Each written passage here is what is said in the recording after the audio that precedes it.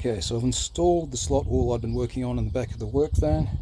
Super simple concept. The way I've printed the attachments is they have a slight spring effect to them, and they're slightly wider than the slots you push them into. Simple as that. Toolless, single hand installation and removal. Started out wanting to install the spray cans in a way that they're going to stay put in the back of a moving vehicle. Yeah, it's as simple as that really. Just push, fit, move it around as you want. Got a few other attachments I've done as well. You can see there some taller containers just for consumables, cable ties, stuff like that.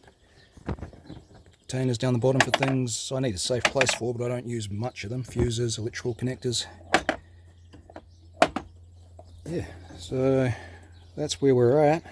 Next step is to make some attachment for tools, which I don't know how much use I will get out of since I have toolboxes in the van. And I don't know how easy it would be to design them where they wouldn't just shake off. But, yeah, that's where we're at.